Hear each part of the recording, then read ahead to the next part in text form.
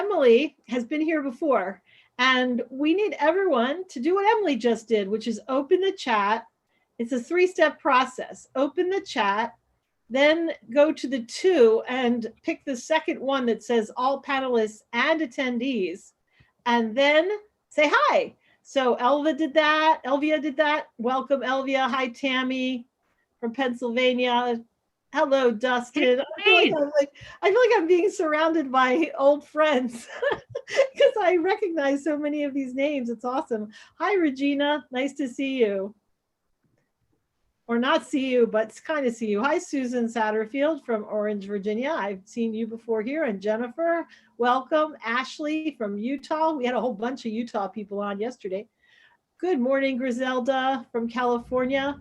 And Ryan and Kinzetta and Janine and Angela. It's great to see you. And now it's after 12, so let's get started. Dee, if you could advance the slides, I will be in your debt. Today, our topic is navigating challenging conversations at work and at home and everywhere else. And Be Strong Families does a training on this, a workshop on this topic that's like 4 hours. So we just pick some highlights, and really it's about, basic information and some pointers. Hi, Rita from Oahu, driving and listening in. It's about giving you some pointers, some strategies, some things to think about, and also for all of us here, that means you and Robyn and me, to kind of talk about it and see if we can get some new insight into this issue, which I know we all have experienced. So, excuse me, before we get started, for real, let's go to the next slide and remind people that the chat is the major way to engage. But I am going to ask pretty soon, I'm going to ask for somebody to raise their hand. And so we really hope that there will be some people willing to talk today. If you are going to raise your hand, Dee will need to unmute you, and then you'll need to unmute yourself, and then you'll be able to speak. So that's the basics. And then next slide, Dee. You can see that Emily's already agreed, and you might be asking yourself, what did she agree to? And this is what Emily agreed to, and what we need you all to agree to. Thank you, Dustin.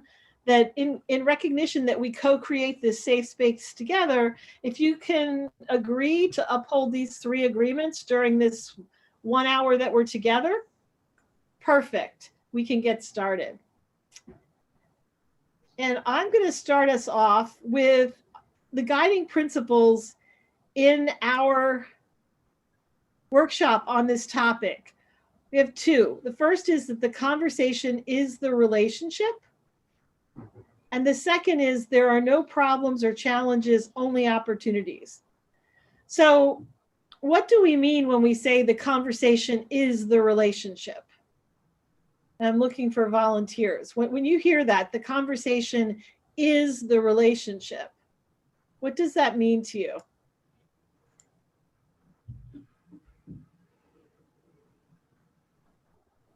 We have 2 hands raised. Awesome. Tracy Johnson and Yesenia Mata.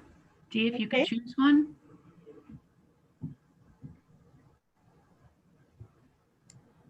Dee, did you unmute somebody? Tracy unmuted. Okay, this is Tracy Johnson. And I think the conversation is the relationship really is saying that depending on how close you are with that person that you're having a conversation with, that's how things go. So it's different type of relationships you can have with people that you are friends with on a daily basis as with a conversation you just meet with someone brand new. That's my belief. Thank you, Tracy. How about Yesenia? What is your sense, Yesenia, of the statement, the conversation is the relationship? I agree with Miss Tracy. I truly agree with her. And yes, the relationship, how you interact with each other, how you keep your eye contact. Eye contact is very, very important. And I think that's how and how you how you feel comfortable with that person. So that's a connection. That's like a connection. I agree with Miss Tracy. Thank you Miss so Johnson, much. sorry. I'll tell you a little bit more about what it means to me, and then I'll ask Robyn. What it means to me is oftentimes we say, well, we have a relationship with someone, and then we have conversations, and the conversation may be, we may be conveying things in the conversation that are mean and nasty, or that are disrespectful, or that are cruel, or that intentionally hurt someone. And we do that, and we say, we think to ourselves, that's not the relationship. The relationship is, this is my daughter who I love very much, or this is my partner who I respect and care about, and they know that.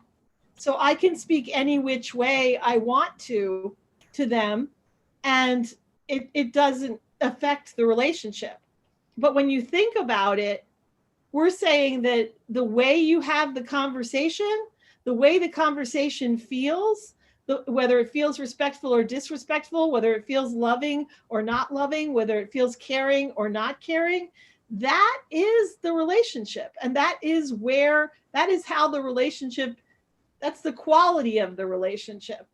So it's an extremely challenging thing to put out there, which is that you have to pay attention to the dynamics in the conversation. That'll tell you what's going on in the relationship. So Robyn, is there something else that it means to you? Yeah, I mean, all of those things and just a little bit more. I think that for me, it's about making the implicit explicit. You said, my daughter knows I love her, but I think that being able to be vulnerable enough to let my guard down and say those words out loud, I love you, Katthe, that is a kind of a barometer or a thermometer of the relationship. To me, relationships are a safe place and a safe interaction. And without that safeness, there's no vulnerability. Without that safeness, we're guessing what people are feeling. And then everything you said, I think that for me, there is no relationship without conversation. If Katthe and I were just to sit in a room together and stare at each other, is that a relationship? No, she could be any Joe Schmo off the street, right? But because Katthe is my coworker and my friend, we talk, and we talk deeply sometimes, and sometimes we chit chat. So I don't know. I mean, I know that's all a bunch of jumbled thoughts all together. But I think that this is a true statement. The conversation is the relationship. So similarly, on the positive side, I think if you're having a conversation, it's like, this is what's building the relationship. So, so if you're having a conversation, you're either creating, you're building the relationship with however you are conversing with the person. Does that, Yesenia says that makes, and Tammy says it makes sense, and Yesenia says it makes sense. Kinzetta says she agrees. And we think this is important for a webinar on challenging conversations, like navigating challenging conversations, because if you remember that the conversation is the relationship and it's your way of building the relationship, then you're going to be attentive to what energy you're bringing to the conversation, and you're realizing that there's a lot at stake in every conversation, and so the way we have the conversations is really important, and the energy of the conversation is really important. Yeah, so, I'm glad you went there, Katthe, because you're always in motion. So either you're building the relationship or you're tearing it down. There's not a lot of middle ground there. Thank you. And then there are no problems or challenges, only opportunities. That's one we choose to embrace at Be Strong Families. This is a very familiar one for a long time. And the idea here is, of course, not that things aren't challenging, not that they don't seem like problems, but that we need to find the opportunities in them, that we find the opportunities in the middle of things that feel like problems or challenges. So when it comes to navigating challenging conversations, then what we're saying is that there's a reason that we're having this conversation, and that the conversation is going to happen through the relationship, and that the reason that we're having the conversation has to do with that opportunity that is nestled in the middle of that conversation. So the next slide, please. And there's a chat. Yesenia said, actions speak louder than words. Yes. So what makes a conversation challenging? And we're looking in the chat, what makes a conversation challenging? I mean, I can say some things for me that make a conversation challenging. And we're talking about, you know, with working with parents, if you have to break bad news and you know that the person is happy, you know, right now and blissful, like if you're a doctor and you have to tell somebody that they have cancer or they have COVID, you know, that's a challenging conversation because you're going to disrupt someone's peace. And so you're anticipating how the other person's going to feel, and it's maybe a little bit negative. There's some chats, Katthe, yeah, that I can read out loud. Okay, sure. Griselda said emotions related to the topic make it challenging. Monica added dishonesty and distrust. Yvonne added feelings take up too much space. And Emily said it can be an uncomfortable topic. I work with recovering addicts. So what makes it an uncomfortable topic, Emily? Tammy says, and when I have to talk about something I know the client won't like, I worry that it may damage the rapport of the relationship I've been building with them. Yeah. Yeah, and Tammy, I was just going to add to Tammy's that's not only at work for me, that's at all of my relationships. I really, you know, have to find that fine line between honoring the relationship and speaking my own truth. Emily says sometimes, this is Emily's answer when I asked her, working with recovering addicts, what are the uncomfortable conversations? She says, sometimes you have to ask them about their clean time or their history. So yeah, when you're, and that seems related to me to Tammy's statement. It's also because it's kind of like when you're gonna ask somebody questions that they don't want to answer, or that are going to make them defensive, or that are going to make them uncomfortable. You're anticipating not only from a, you know, humanistic care about the other person point of view that you're going to harsh their mellow, but also you may be a little bit afraid that there's going to be blowback, that the person's going to be, you know, yell at you, that they're going to blame the messenger, you know, and that you're going to get involved in something that is going to escalate into a place that's going to, you know, make you really uncomfortable and unhappy. So let's go to the next, let's just the animation here, Dee, the next question. So what we wanted to do is pick a challenging conversation that you've had recently that worked out well, and we want to find the opportunity in it. So think of a challenging conversation that you've had recently. It can be at work, like with a family that you were working with, that you, or it can be at home, or it can be with a, and if you would raise your hand, because we want you to tell a story. Like, tell a story of a challenging conversation that you had recently that worked out well. And let's find the opportunity. And while you're doing that, Tammy says, I try to remind myself that anger is usually indicative of fear. Ultimately, most of them usually respect that I've been honest with them. Sorry, that was still for the last question. So do we have anybody, any brave soul that's willing to talk about a challenging conversation you've had recently that worked out well? Maybe you were dreading having the conversation, but you got through it.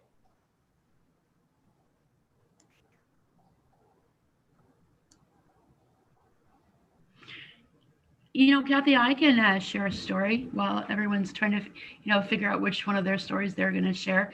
So I have a coworker that is such a lovely person, and I really respect how she shows up in the world. She's always vivacious and excited, and she has a lot of passion behind her. And sometimes we don't see eye to eye. We have differing opinions on how. And I was really nervous because I did offend her, so I didn't want to bring up any controversy because we had been on this really nice for a few months. And when this happened, I called her and said, "Hey, can we, a time where you're going to be settled in? I got some things to talk about."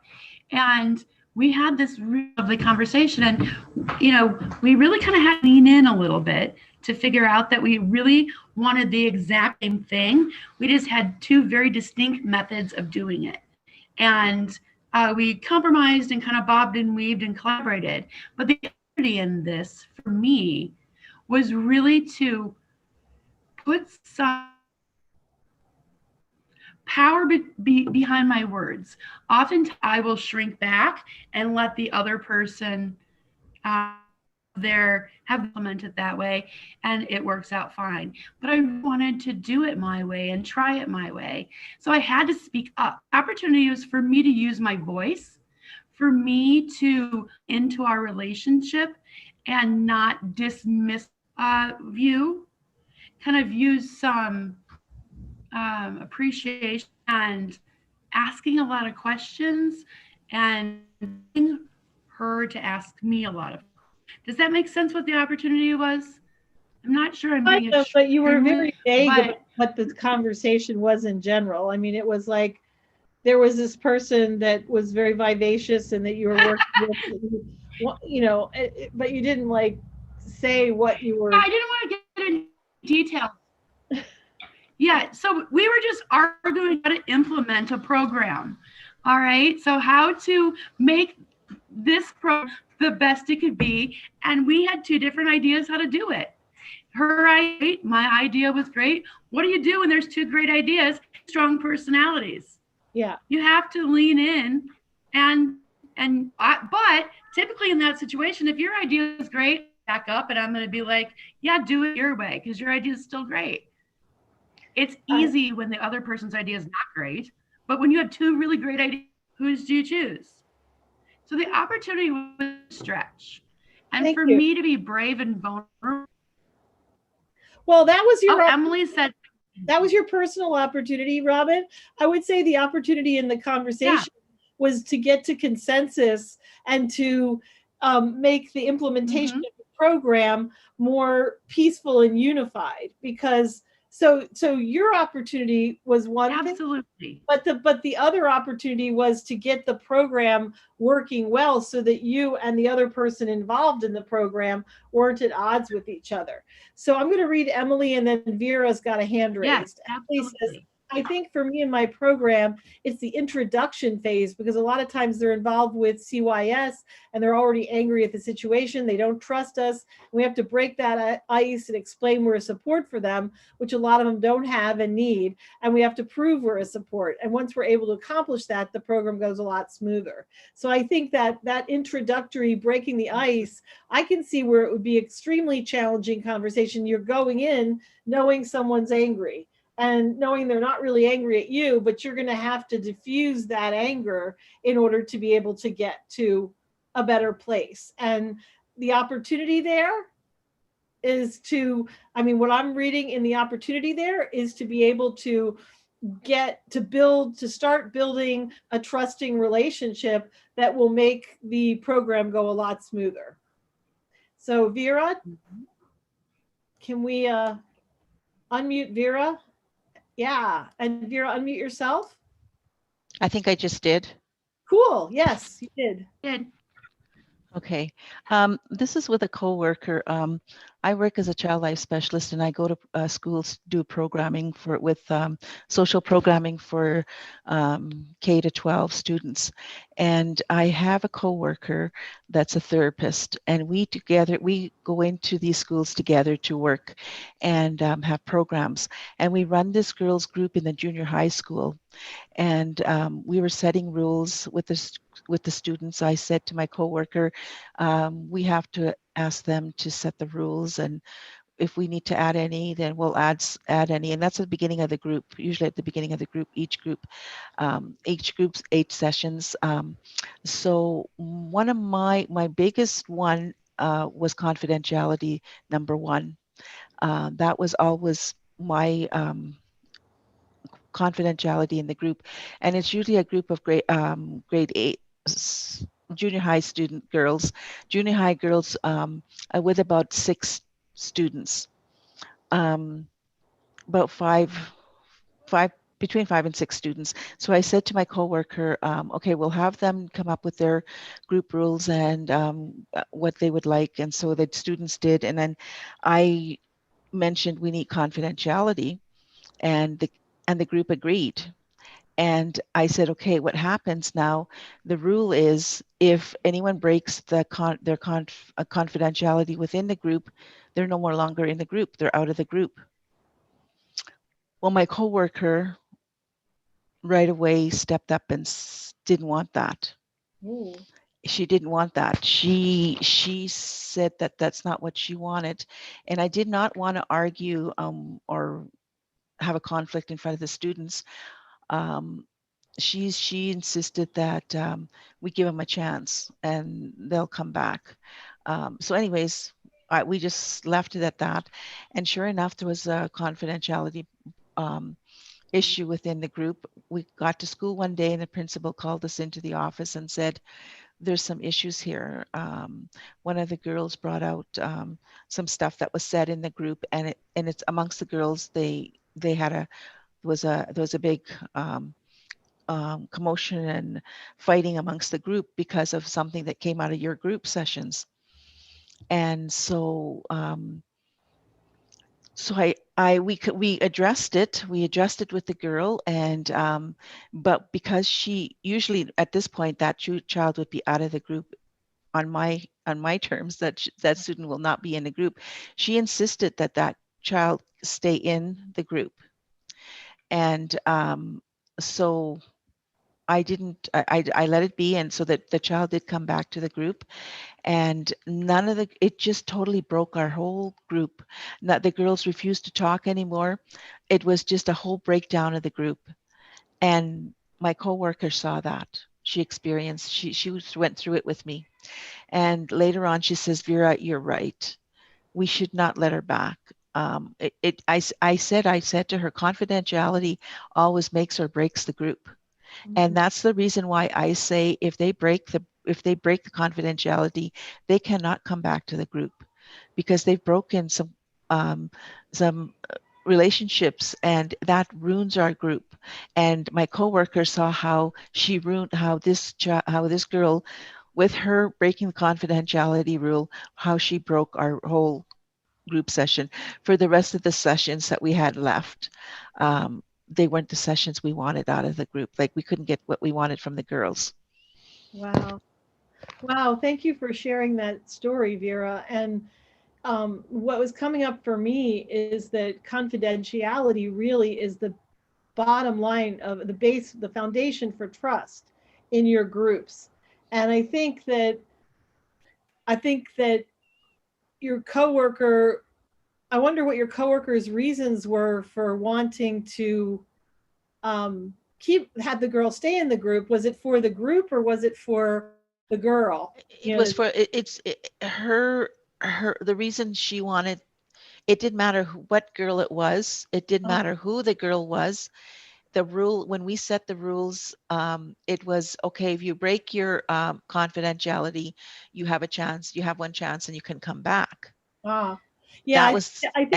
I think the mistake there, and I'm just gonna, not that it's directly related, it's kind of a tangent, but I think the mistake there is letting someone come back, without consequences. I think you'd have to have some kind of restorative justice or some kind of peace circle where the girl had to listen to what that impact of her breaching confidentiality was. It's like, you can come back, but then we're going to have a peace circle and everybody's going to be able to say uninterrupted what impact your breaching confidentiality had.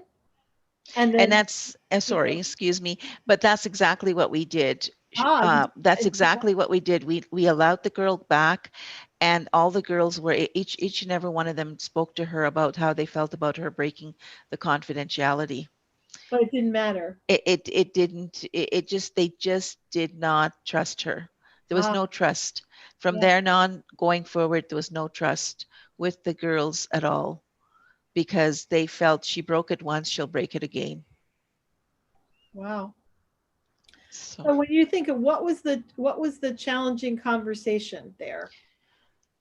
My challenging conversation was with my coworker in trying to convince her that confidentiality, either, because I explained to her it either breaks or makes the group confidentiality.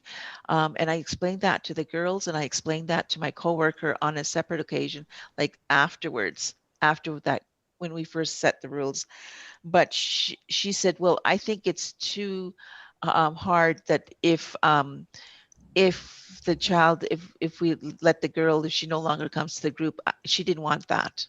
And I was butting my head saying, no, we can't, because I said in all the years of me running these group sessions, confidentiality is what breaks it or makes it. And if they break it, they're no longer part of the group. And that's just something they need to learn. And it's never, they never come back. We don't allow them back.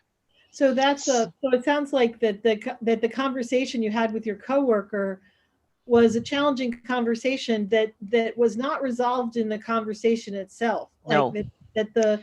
And that she is kind of like, that's a very instructive for us all also, right. That sometimes the conversation is not the place where it happens, where the change happens. She had to go through the process of seeing for herself what disastrous results it had. And then she remembered the conversation that you'd had earlier. Right. And I think that happens in our work with parents as well, or with our kids, when we have how many conversations we have that that my kid, I'm talking about child, when he's a teenager or whatever, that they go right through. Exactly. In one ear and out the other. And it's only sometimes years later that the child comes back and says, you know what, Mom, when you said that, you were completely right, Exactly. That's what happened with my son too. I was just going to add, while I was listening to Vera, I was thinking that for me, if I was in this situation, the challenging part of this conversation would have been the follow-up and biting my tongue and using wisdom on how to address, I told you so. And that was tough. Yeah, that would have been tough for me too. That would have been a challenge for me. Mm-hmm. And it was tough, but it's like a child when you say, I told you so, and I didn't want to go there with her. Correct. Yeah. But I think that I think it's a great example of a difficult situation where your conversation wasn't the vehicle that allowed for the change to happen. And that you actually, it's interesting in terms of why you agreed to let it go her way, to give her instead of your way. Like you had a difference of opinion. Well, in our culture, we're like, I wasn't going to argue my point with her because I knew I wasn't going to win. In our culture is you allow it to happen, and then they learn the lesson, and that's exactly where I went with this. That's where I had to go with it. Fabulous. And I guess that's also a very, very important factor in navigating challenging conversations, and is culture. Right. And if you're of the same culture, then excuse me, or understand the culture that you're participating in, then, it's just another part of the dynamic of the conversation. Right. And that was the part of it. Yeah. Well, thank you so much, Vera, for Thank you. sharing. Appreciate it. Yes, thank you. Sure. Let's go to the next slide. See? So this was in defining difficult conversations or tough conversations. What do we think of this? This Paul June says, in general, I define a tough or difficult conversation as any exchange with another person that makes you feel uncomfortable or anxious. How's that for a definition?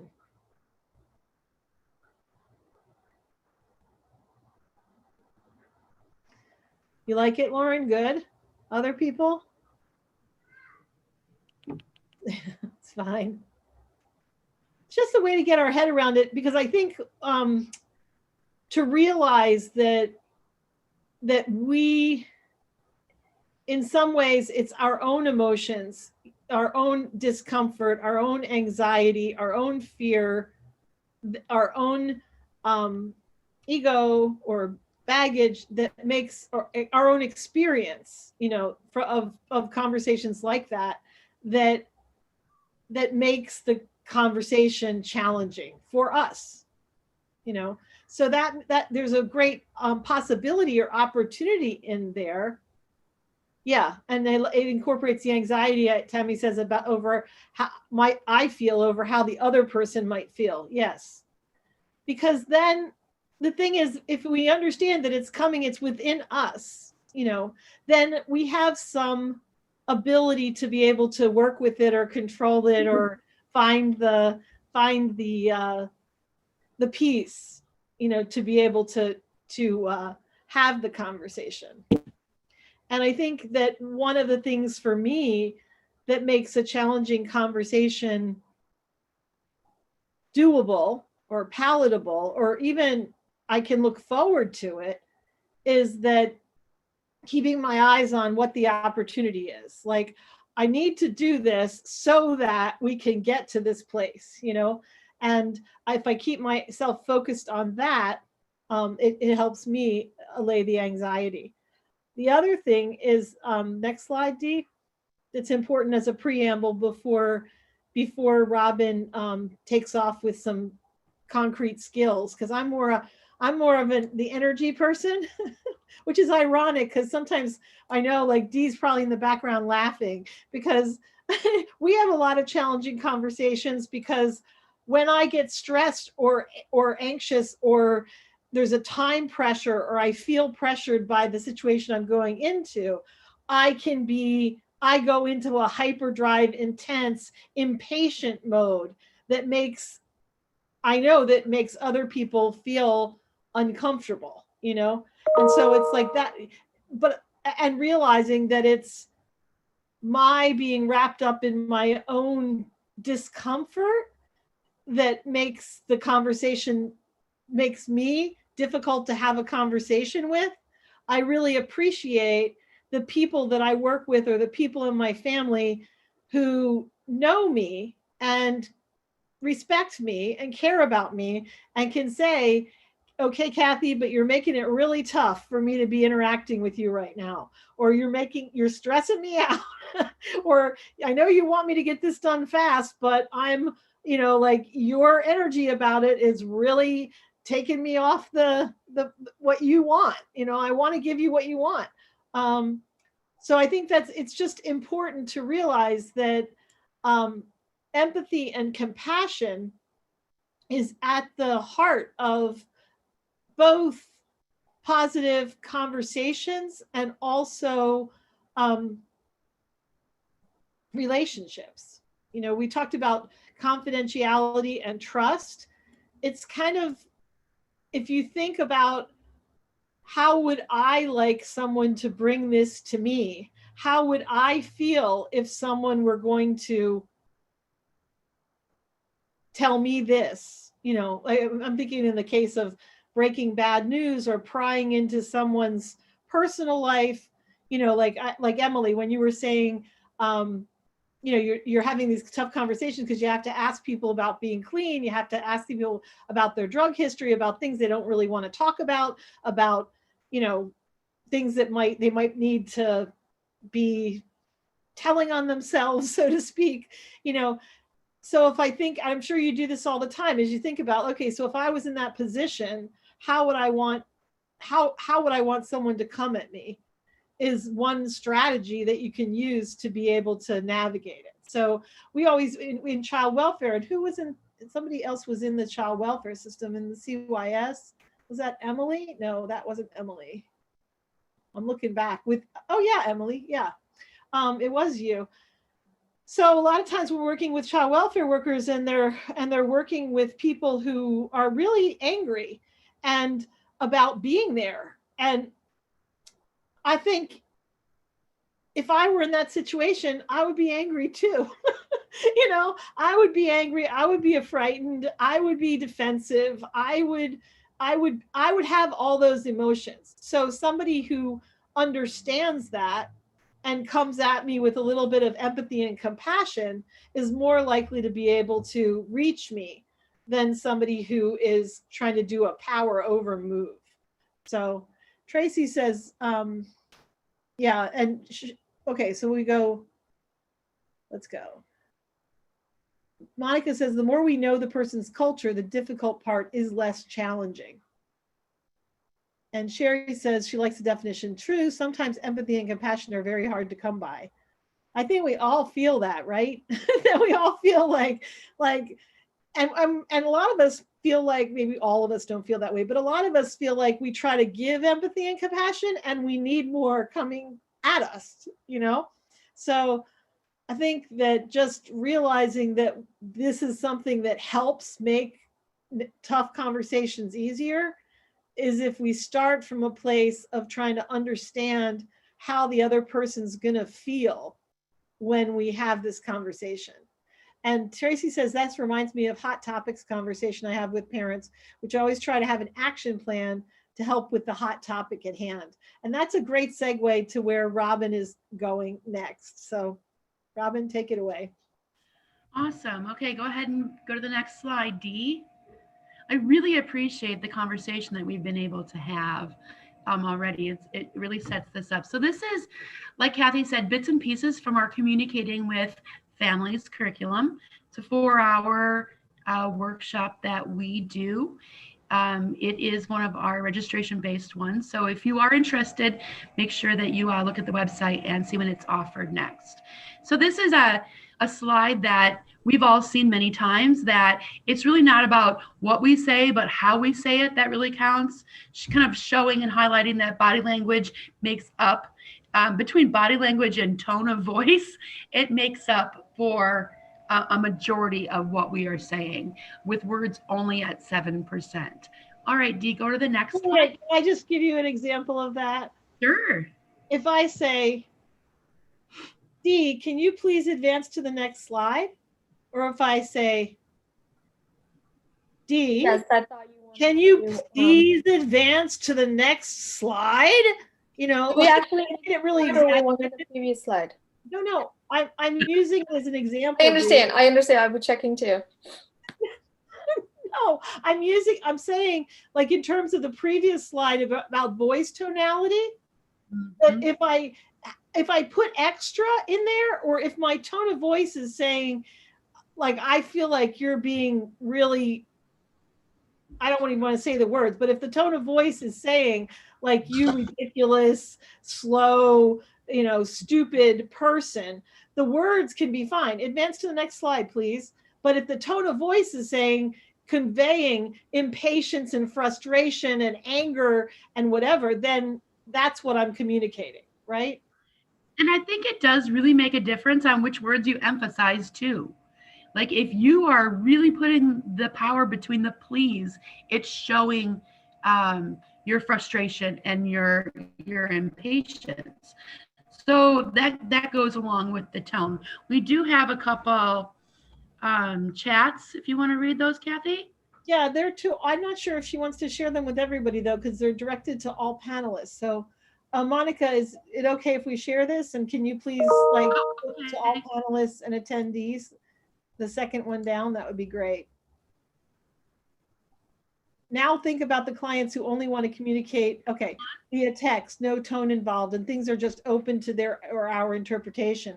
And I'm just going to say, Tammy, that I had a couple of years when my son was a teenager where most of our conversation was up by text, and that he needed the emotion taken out of it and just to hear what I wanted. And I was far less likely to put extra feeling or extra emotion or extra into a text than I was if we were in person. So I think sometimes text is a way for people to be able to have some space between what's being conveyed and their feelings about it. You know, it gives them space to be able to process their feelings. Monica says, I have two scenarios. One with one person who I have more alike thinking, I hardly argue. With the other person who I have an opposite thinking, it gets a little hard. It becomes easier for me when I get a little compassion, understanding, and respect for our differences, but it's not easy. So Monica makes the important point that if you understand how someone's wired more or less, that you know, and they process things kind of more like you do, then you're going to have an easier time communicating. And Tammy says, I found the same was true with talking to my kids in the car when they were teens. And Lauren says, in a training I'd taken about communication, we used the phrase, I didn't say you were stupid, and putting emphasis only on one word changes the implication of the sentence. I didn't say you were stupid. I didn't say you were stupid. I didn't say you were stupid, or I didn't say you were stupid. Like all four of those sentences mean something different. Rita says, agree with texting. Sometimes it's easier to write your thoughts rather than get caught up in emotions when speaking. And Yesenia says, I always think be positive. I bite my tongue because I used to work with negative coworkers and it broke my heart. Thank you for participating, everybody. It gives us great joy because Robyn and I were talking about this, and sometimes like some of the concepts are not that challenging, and some of them, if we've done other trainings on communication, we might be familiar, so it's like a review. But what's really new and different and about these webinars is the interaction, is what you bring to it. So we're really grateful for all of you and your interaction. Yeah, we are. All right, so this slide is just really highlighting the fact that communication isn't a one-way street. It's about the sender and the receiver, and really the middle ground too, which is kind of that challenging muck. Go ahead and change the slide, Dee, please. And when you say that, Robyn, what it makes me think of is sometimes I think if I have said everything that needs to be said, then I've communicated it. Like I've gotten it. But that, if I don't check in to see what part of it was received, yeah, then I haven't communicated. I've just gotten my own information out, you know? Right, absolutely. And that's why I kind of call that middle ground the challenging muck, because there's so many different things that could get in the way of that receiver receiving the message that you intended her to get, him or her to get. All right, so just another a slide about it flowing in both directions, and it could be provider, parent, it could be coworker, supervisor, whichever way. It's just really important, like Katthe said, that we need to be checking in to make sure that they're receiving the message that we're intending to send, or that we're receiving the message that's being sent. So saying, did you mean this? Or can I clarify that? You know, just checking back with that other person. Okay, Dee, you can forward, please. So that made me think, Robyn, as you're talking, that made me think about back to the conversation is the relationship. So if I'm going into the conversation more concerned with what I need to present or I need to get out, or if I'm really equally or more focused on what they need to get out of the conversation, or the other person needs to receive. Yeah. Yeah, I think it was Stephen Covey who said, seek first to understand, right? And we need to make sure that we're clearly. Francis, actually.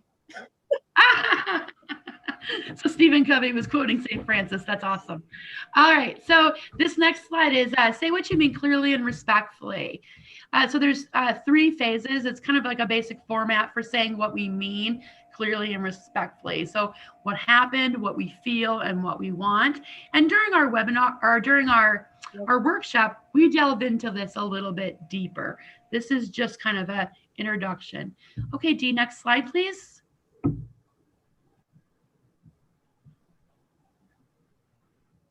All right, so this is kind of that middle mucky challenging ground sometimes because filters affect how we all listen, right? So see, some of the filters are, memories, past images, or images, past and future, expectations, our values. We need to put the overarching filter of culture. The culture is in here, but it's not explicit.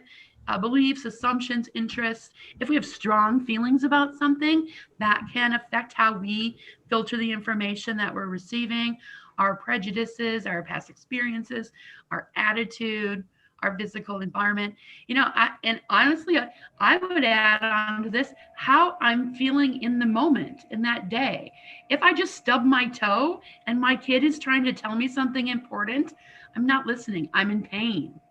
So we also have to know what filters we're listening with and be able to be free to say, no, I can't have that conversation. I need 5 minutes, to be able to decompress, get out of the pain, and be able to really attend to the conversation.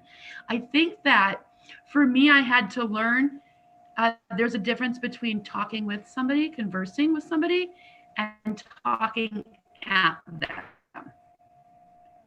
And you can go ahead and forward the slide, Dee. In this class that we're teaching, we talk about these filters a lot. I'd love to delve into it, but I see that we're at 12:46 and I was a little nervous. So I'm kind of trying to flip right through.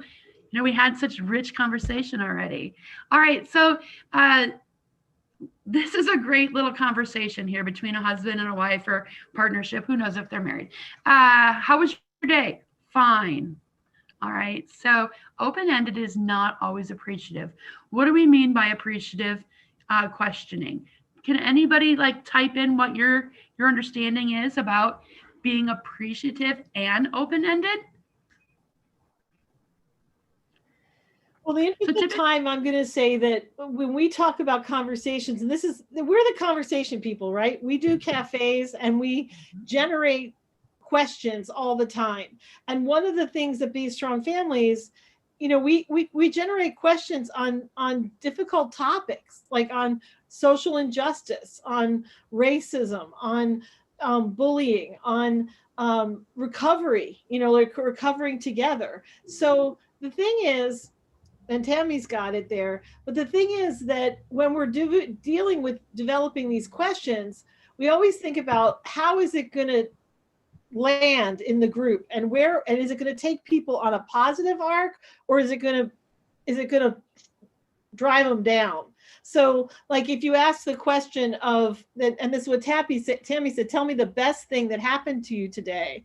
If you ask that question, you're taking people on a positive journey.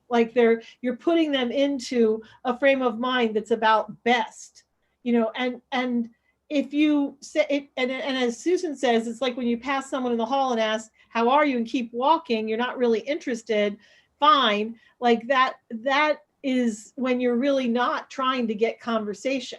And then you could ask somebody something that's like, what's the thing that was the worst thing that happened to you today? And then you're going to pull them right into their soup, unless you say something like, what was the worst thing that happened to you today, and how did you survive it, or what kept you going afterwards? Then you're focused equally on the bad thing, but you're focused on their resilience. So it's just to be really conscious that when you're asking questions, the heart of having challenging conversations is asking questions without a lot of extra in them, without putting extra in them, and then asking questions that are appreciative and generative. Mm-hmm. Yeah, right. Positive psychology, exactly. All right, so look at that. Tammy already got that. Tammy won that game. Yeah. All right, next slide.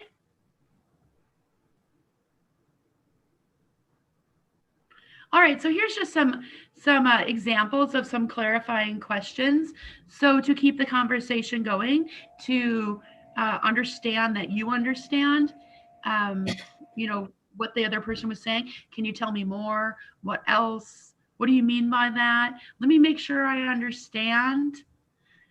Tell me what you mean when you say. These are all clarifying questions that are also generative, meaning they keep the conversation going and the information flowing back and forth.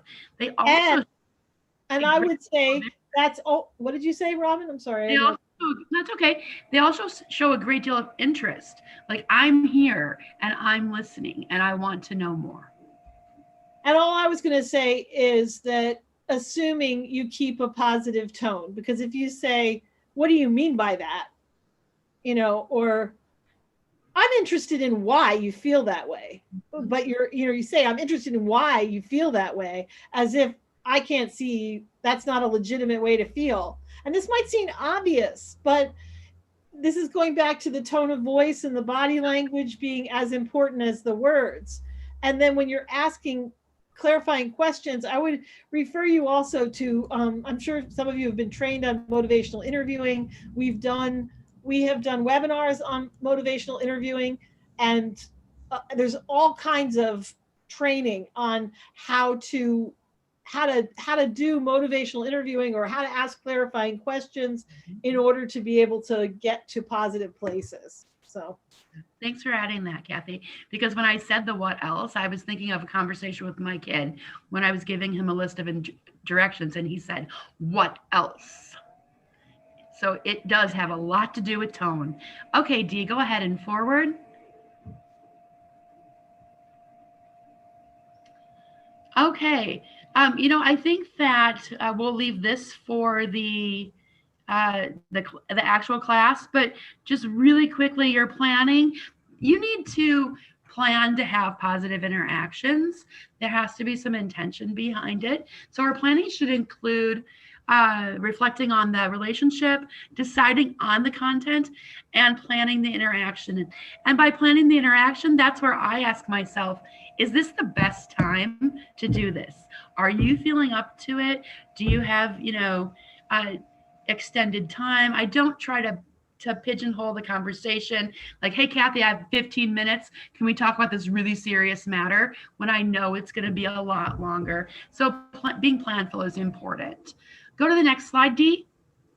Well, and part of planning is like you're preparing yourself as well. You're preparing yourself to have the conversation. Absolutely. Absolutely. And I don't know about any of you, but I always have the pre-conversation in my head. Like, I think I know what they're going to say. So then I'm coming back to myself. And I think that sometimes is very sabotaging. And if I just went into it, that I would do better, because I don't have a preconceived notion of what they're going to say.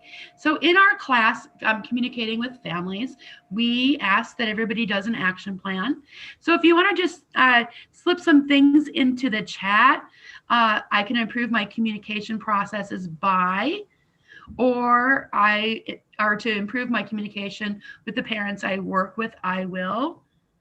That would be a great way to kind of end up, because I have 2 minutes left. So I was thinking that if I were putting something in the chat, like my aha from today is that I need to improve my communication processes by being as focused on the other person's reception of what I'm putting out as I am of my own intentions for getting it out there.